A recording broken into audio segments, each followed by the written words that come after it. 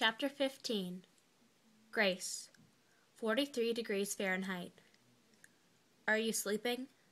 Sam's voice was barely a whisper, but in the dark room, he didn't belong. It was like a shout. I rolled in my bed where he lay on the floor, a dark bundle curled in a nest of blankets and pillows. His presence, so strange and wonderful, seemed to fill the room and press against me. I didn't think I'd ever sleep again. No. Can I ask a question? You already have. He paused, considering. Can I ask you 2 questions then? You already have. Sam groaned and threw one of the small sofa pillows in my direction. It arched through the moonlit room, a blackened projectile, and thumped harmlessly by my head.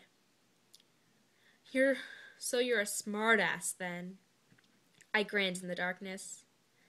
Okay, I'll play. What do you want to know? You were bitten. But it wasn't a question. I could hear the interest in his voice, sense the tension in his body, and even across the room.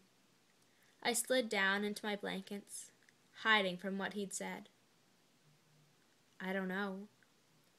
Sam's voice froze in a whisper. How can you not know? I shrugged, though he couldn't see it. I was young. I was young too, but I knew what was happening. When I didn't answer, he asked, Is that why you just lay there? You don't know they were going to kill you? I stared at the dark of the night through the window, lost in the memory of Sam as a wolf. The pack circled around me, tongues and teeth, growls and jerks. One wolf stood back, ice-decked, rough, bristling along his neck, quivering as he watched me in the snow, lying in the cold, under a white sky going dark. I kept my eyes on him. He was beautiful, wild and dark, yellow eyes filled with complexity. I couldn't bring it to fathom, and he gave off a scent, the same as the other wolves around me, rich, puerile, musky. Even now, as he lay in my room, I could smell the wolf on him, though he was wearing scrubs and a new skin.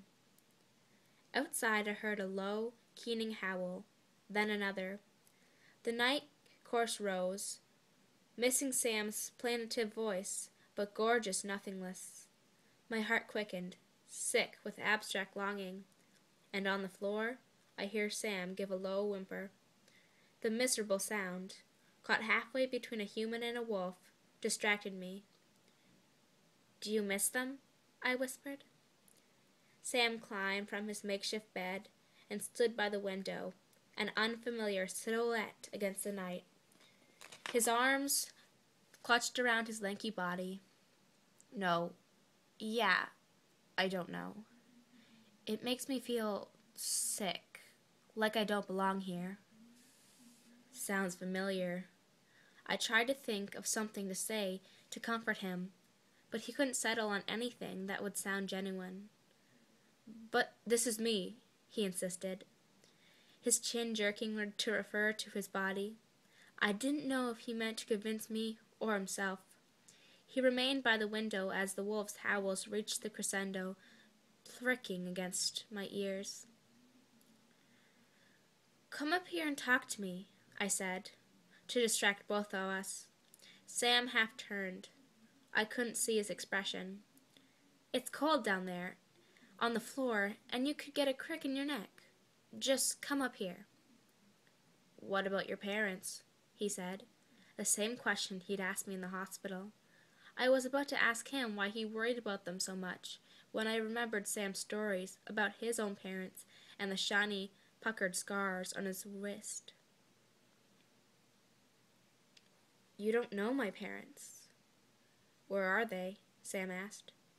Gallery opening, I think. My mom's an artist. His voice was dubious. It's 3 o'clock in the morning.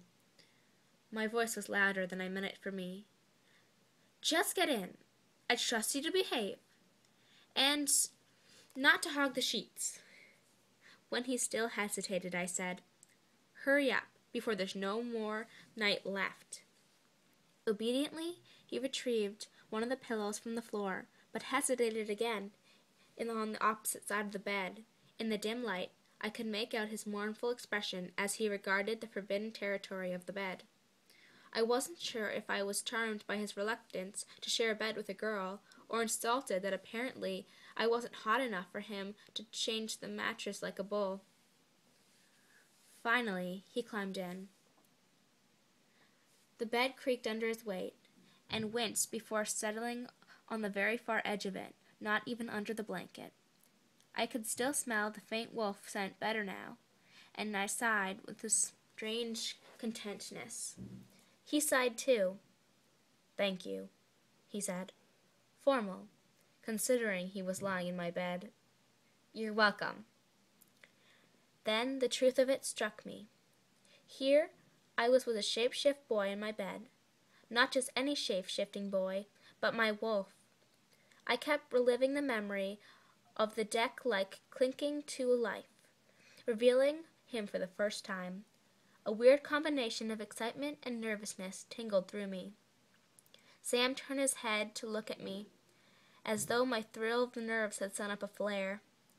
I could see his eyes glinting in the edge of the dim light, a few feet away. "They bit you. You should have changed, too, you know." In my head, the wolves circled a body in the snow, their lips bloody, teeth bared, growling overkill. A wolf, Sam, dragged the body from the circle of wolves. He carried it through the trees on two legs, left human footprints in the snow.